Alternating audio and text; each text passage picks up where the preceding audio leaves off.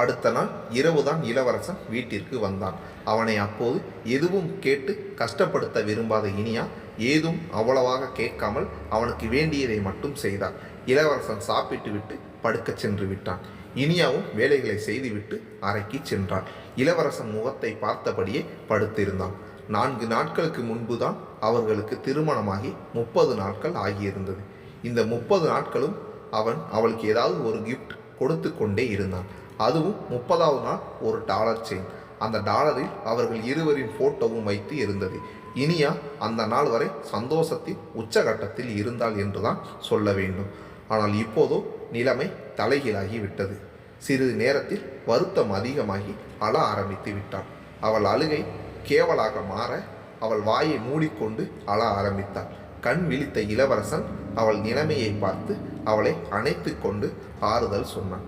என்ன சொல்லியும் இனியாவின் அழுகை குறைவதாக இல்லை. ஹே, முதல்ல அழுகையை நிறுத்து என்று அவன் அதட்டவும் ஒரு நிமிடம் அமைதியாக இருந்தவன், எல்லாம் என்னாலதான் இலா, எனக்குத்தான் ஏதோ டைம் சரியில்லை போல, அதுதான் இப்படி நடக்குது என்றாள்.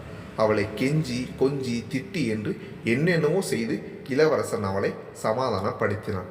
எல்லாம் சரியாகிடும், ஒரு 2 நாள் அமைதியாக இரு, என் மேலே நம்பிக்கை இருக்கு இல்லை என்றாள்.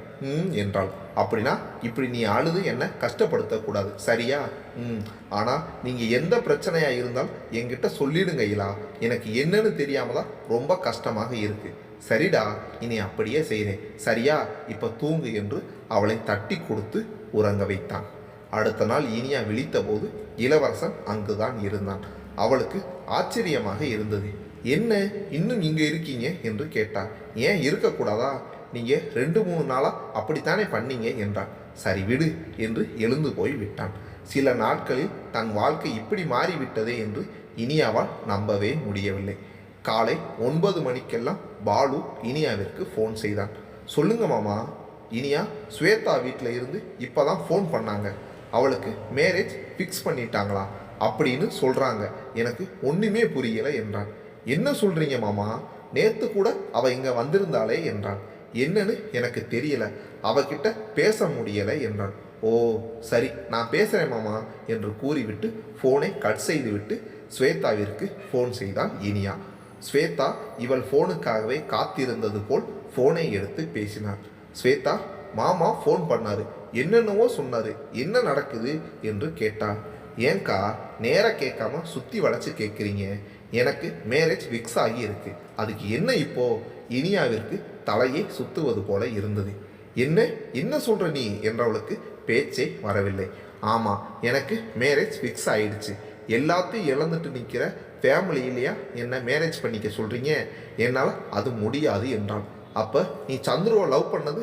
லவ் ஆமாம் பண்ணேன், பட் என்னால் இப்படி கஷ்டப்படுற ஃபேமிலியில எல்லாம் மேரேஜ் பண்ணிக்கிட்டு கஷ்டப்பட்டு எல்லாம் வாழ முடியாது. ஏற்கனவே ஒரு நல்ல இடத்துல இருந்து கேட்டுக்கிட்டு இருந்தாங்க, நான் தான் வேண்டாம்னு சொல்லிக்கிட்டு இருந்தேன். இப்போ நேற்று நடந்த இன்சிடெண்ட்டுக்கு அப்புறம் என்னோட எண்ணத்தை மாற்றிக்கிட்டேன். அதுவும் உங்கள் அத்தை என்னை அப்படி பேசுனதுக்கு அப்புறம் நான் அந்த வீட்டில் போய் கல்யாணம் பண்ணிட்டு வருவேனா? நெவர் என்றால் ஆணவமாக. இளவரசன் ஏன் இத்தனை நாட்கள் இவளை குறை சொன்னான் என்று இனியாவிற்கு தெளிவாக புரிந்தது. ஆனால் தெரியும் போது தான் எவ்வளவு பெரிய முட்டாளாக இருக்கிறோம் என்று தெரிந்தது. ஆனால் தான் தேவையில்லாமல் தலையிட்டு சந்துருவுடன் இவளுக்கு திருமணம் வேறு பேசிவிட்டோமே, இப்போது சந்துருவிற்கு இது தெரிந்தால் எப்படி வருத்தப்படுவான் என்று எண்ணி வருந்தினாள். ஐயோ ஐயோ, நீ எவ்வளவு சின்ன பிள்ளையா இருக்கியேடி செல்லம். போனை வைத்துவிட்டு இனியா அதிர்ந்து போய் அமர்ந்திருந்தான். அவளையே பார்த்து கொண்டிருந்த இளவரசன் அவள் அருகே வந்து அமர்ந்தான். ஆதரவாக இனியாவின் தோள் மேல் கை வைத்தான். இனியாவால் அவன் முகத்தை நிமிர்ந்து கூட பார்க்க இயலவில்லை. என்னாச்சுடா என்றான். அவள் அமைதியாக இருந்தாள். இனியா, என்னாச்சுன்னு கேட்டேன். இலா, அது முதல்ல நான் உங்ககிட்ட சாரி கேட்டுக்கிறேன். எதுக்கு சாரி? நேற்று நடந்ததில் இருந்து ஆரம்பித்து இனியா இன்று ஸ்வேதா பேசியது வரை எல்லாவற்றையும் சொல்லி முடித்தான்.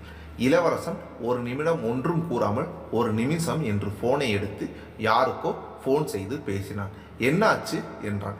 சரி சரி, கரெக்டாக தான் இருக்கு என்று விட்டு வைத்து விட்டான். இனியாவோ அவன் கோவப்படுவான் என்றெல்லாம் எதிர்பார்த்திருக்க அவன் அமைதி அவளை என்னென்னவோ செய்தது. இளவரசன் ஃபோனை வைத்தவுடன் இனியா அவனை கேள்விக்குறியாக நோக்க இளவரசன் இன்னும் ஒரு நிமிஷம் என்று கூறிவிட்டு திரும்ப ஃபோன் செய்தான். ஹே, சக்சஸ் சக்சஸ், நம்ம பிளான் ஒர்க் அவுட் ஆகிடுச்சு என்று கத்தினான். இனியாவிற்கு இப்போது சுத்தமாக ஒன்றும் புரியவில்லை. சரி சரி, ஓகே, நான் ஃபோனை வச்சிடுறேன், இங்கே ஃபுல்லாக எக்ஸ்பிளைன் பண்ணணும், இங்கே வர்றதுனா கிளம்பி வாங்க என்று சொல்லிவிட்டு ஃபோனை வைத்து விட்டான். சாயந்தரமாக எல்லோரும் ஹாலில் அமர்ந்து பேசிக் கொண்டிருந்தார்கள். இனியாவிற்கு முழுவதுமாக நடந்த எல்லாவற்றையும் கூறிவிட்டு இருந்தான். ஆனால் இனியாவால் தான் அந்த அதிர்ச்சியை தாங்க முடியவில்லை. தான் எவ்வளவு முட்டாளாக இருந்திருக்கிறோம் என்று எண்ணி எண்ணி மாய்ந்து கொண்டிருந்தாள். ஆனால் பவித்ராவும் சந்துருவும் விரும்புவதாக எல்லோரும் சொன்னது அவள் மனதை சமாதானப்படுத்தியது என்றுதான் கூற வேண்டும். யாரையும் எதுவும் சொல்லாமல் தன்மேல்தான் எல்லா தவறும் என்று எண்ணி இனியா ஏதும் கூறவில்லை. ராஜலட்சுமி கூட அவரது மகன்களை திட்டி தீர்த்து விட்டார். நீங்கள் செஞ்ச பிளானுக்கு கூட நான் ஏதும் சொல்ல மாட்டேன், ஆனால் எங்ககிட்ட சொல்லிட்டு செஞ்சுருக்கலாம் இல்லை, நாங்கள் எல்லாம் எவ்வளவு பயந்துட்டோம் தெரியுமா என்று அதையே சொல்லி சொல்லி திட்டிக் கொண்டிருந்தார். ஜோதி பாலுவும் அங்கு அமர்ந்திருந்தனர். எல்லோரும் இனியாவை கூட விட்டுவிட்டனர். பாலுவைத்தான் எல்லோரும் சேர்ந்து ஓட்டி கொண்டிருந்தனர். அதற்கு பாலு, ஐயோ சாமி, தெரியாம பண்ணிட்டேன் என்ற ரேஞ்சிற்கு புலம்பிக் கொண்டிருந்தான். அவனுக்கு இருந்த கோபத்திற்கு ஸ்வேதா கையில் கிடைத்தால் வெட்டியே போட்டிருப்பான்.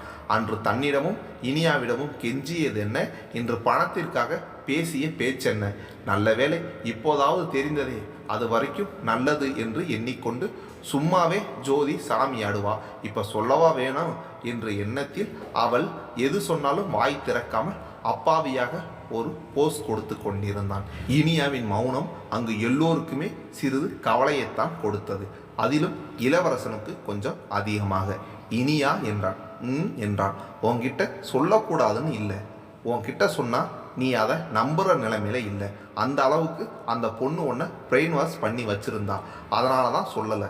எனக்கு புரியுதுலா, நான் எவ்வளவு ஃபூலாக இருந்திருக்கேன்னு நினச்சி தான் கஷ்டமாக இருக்குது. நான் சந்துருவோட லைஃபையே ஸ்பாயில் பண்ண பார்த்திருக்கேன் பாருங்க என்றான். ஜோதி இடையில் புகுந்து, இதில் ஒன்றை மட்டும் சொல்லி ஒரு பிரயோஜனமும் இல்லை. இந்த சந்துரு ஒழுங்கா அவர் மனசில் இருக்கிறத சொல்லி இருந்தால் ஒரு பிரச்சனையும் இல்லை. எல்லாத்தையும் மனசுலேயே வச்சுக்கிட்டு இந்த அளவுக்கு கொண்டு வந்தது அவர்தான். கடைசியில தான் அவருக்கு நாணோதயம் வந்தது என்றான். திரும்ப திரும்ப நடந்ததையே சொல்லி சிரித்து கொண்டிருந்தார்கள். முதலில் இளவரசனுக்கு தெரிந்த ஒருவரை வைத்து ஸ்வேதாவை பெண் கேட்பது போல் கேட்டார்கள். அதிலும் மாப்பிள்ளை நல்ல பணக்காரர், அப்படி இப்படி என்று ஏதேதோ சொல்லி ஆசை காண்பித்து வைத்திருந்தனர். அப்படி அந்த சம்பந்தத்திற்கு ஸ்வேதா ஒற்றுக்கொண்டு விட்டால் அவளின் முகத்திரையை கிழித்து விடலாம் என்று எண்ணி, ஆனால் அதற்கெல்லாம் அவர்கள் அசரவில்லை என்பது வேறு விஷயம். பின்பு இளவரசனின் குடும்ப நண்பர் ஒருவர் அவர் தெரிந்த ஒருவரின் காலேஜை விரிவுபடுத்த தனக்கு தெரிந்த நண்பர் ஒருவரிடத்தில் கோடிக்கணக்கில் ஜாமீன் போட்டு வாங்கி கொடுத்திருந்தார். இளவரசனின் நண்பரும் டெக்ஸ்டைல் பிஸ்னஸ் தான் செய்து கொண்டிருக்கிறார். பணம் வாங்கியவர் ஆள் அப்ஸ்காண்ட் ஆகிவிட வாங்கி கொடுத்தவருக்கு பிரச்சனையாகிவிட்டது. கிட்டத்தட்ட அவரின் சொத்துக்கள் முழுக்க இழக்க வேண்டிய சூழ்நிலை. அதை தீர்த்து வைக்கத்தான் இளவரசன் 2 நாட்கள் அலைந்து கொண்டிருந்தான். இந்த விஷயம் மெதுவாக வெளியில் கசிய தொடங்கிவிட்டது. விஷயம் ஒருவர் மாற்றி ஒருவருக்கு செல்ல செல்ல இளவரசன் இந்த விஷயத்திற்காக முழுதாக அலைந்து கொண்டிருந்ததால் இளவரசனுக்குத்தான் பெரிய நஷ்டம் என்பது போல் வெளியில் பரவிவிட்டது. இளவரசனுக்கும் இந்த விஷயம் தெரிய வந்தது. சரி, இதனால் இப்போ என்ன, அப்புறம் பார்த்துக்கலாம் என்றுதான் அவன் எண்ணிக்கொண்டிருந்தான். ஆனால் இந்த விஷயம் பாலுவின் காதுகளுக்கே வந்து ஜோதி இளவரசனை தொடர்பு கொண்டு கேட்க இளவரசனும் விஷயத்தை கூறினான். ஜோதியும் சமாதானம் அடைந்து வைத்து விட்டாள். ஆனால் பின்பு ஜோதிதான் யோசித்து இந்த விஷயத்தை தங்களுக்கு சாதகமாக பயன்படுத்தி கொள்ளலாம் என்று எண்ணி இளவரசனிடம் சொல்ல அவனும் இந்த விஷயத்தை ஸ்வேதாவின் அப்பாவிற்கு தெரியும்படி செய்தான். பின்பு ஸ்வேதாவிற்கும் தெரியும் விதமாக அவள் எதிரிலேயே ஒரு நாடகத்தை நடத்தினர். ஸ்வேதாவின் அப்பாவும் அவருக்கு தெரிந்த வட்டாரத்தில் விசாரிக்க எல்லோரும் அதுதான் உண்மை என்ற ரேஞ்சில் சொல்லிவிடவே அடுத்த நாளே ஸ்வேதா மனதை மாற்றிக்கொண்டு ஏற்கனவே கேட்ட சம்பந்தத்தையே ஒற்றுக்கொள்ளும்படி கூறிவிட்டு இதை பாலுவிற்கும் இனியாவிற்கும் தெரியவும் வைத்தாள். ஒரு வழியாக எல்லாம் நல்லபடியாக நடந்துடுச்சு என்று எல்லோரும் சந்தோஷப்பட்டு கொண்டிருந்தார்கள். அதிலும் ராஜலட்சுமிக்குத்தான் மிகவும் சந்தோஷம். ஒரு பையனுக்கு அண்ணன் பொண்ணை கட்டியாச்சு, இன்னொரு பையனுக்கு தம்பி பொண்ணை கட்டி வச்சிடலாம், பிரிஞ்சு போன எல்லா உறவும் இது மூலமா தனக்கு கிடைச்சிடும் என்று எண்ணி எண்ணி சந்தோஷப்பட்டு கொண்டிருந்தார் ராஜலட்சுமி. சில நாட்கள் கழித்து எல்லோரும் பவித்ராவிடம் சந்துருவை திருமணம் செய்து கொள்ள சம்மதம் கேட்க அவளோ வாயை திறக்கவில்லை. அவளுக்கும் நடந்த எல்லாம் மகிழ்ச்சியை தந்தாலும் ஏதோ அவள் மனதில் உறுத்தி கொண்டிருந்தது. அதனால் அவளால் இதை மகிழ்ச்சியோடு ஏற்றுக்கொள்ள முடியவில்லை. முழு மனதாக சம்மதமும் சொல்ல இயலவில்லை. யாருக்கு அவள் மனது புரிந்ததோ இல்லையோ, சந்துருவிற்கு அவள் மனது நன்றாக புரிந்தது. எல்லோரும் பவித்ராவின் பதிலுக்காக அவளையே பார்த்து கொண்டிருக்க சந்துரு இடை புகுந்து, இப்போதைக்கு இந்த கல்யாணம் எல்லாம் வேண்டாம் என்றான். எல்லோரும் அவனை கோபமாக பார்க்க, இல்லை, இவ்வளவு பிரச்சனை நடந்ததுன்னு சொன்னால் அது என்னால தான். எனக்கு இன்னும் ஒழுங்காக டெசிஷன் எடுக்கிற அளவுக்கு எனக்கு அறிவு வரலைன்னு தானே இது காட்டுது. பவித்ராவை பிடிச்சிருக்கு தான், அதை நான் மறுக்கலை. பட் அது உண்மையான அன்பானு நானே என்னை டெஸ்ட் பண்ணிக்கணும். உடனே திரும்ப மேரேஜ் பற்றியெல்லாம் பேசாதீங்க. நான் திரும்பவும் ஊருக்கு போகலாம் தான் இருக்கேன். எங்கள் 2 பேருக்குமே கொஞ்சம் டைம் வேணும் என்று அவளுக்காகவும் பேசி முடித்து விட்டான் சந்துரு. இனியாவிற்கும் இளவரசனுக்கும் அதுவே சரி என்று பட அவர்களும் விட்டுவிட்டனர். ஜோதிக்குத்தான் மனசே சரியில்லை. சந்துரு ஊருக்கு கிளம்புவதற்குள் திட்டி தீர்த்து விட்டான். அவன் என்ன செய்வான் பாவம். அவனுக்கு இப்பவே மேரேஜ் ஓகே தான். ஆனால் அதுக்கு பவித்ரா முழு மனசா சம்மதிக்கணும் இல்லையா? அதனால சந்துரு திரும்ப குஜராத் கிளம்பி விட்டான். எல்லோரும் ஓரளவுக்கு மனசை தேற்றிக்கொள்ள பவித்ராவால் தான் அது முடியாமல் போனது.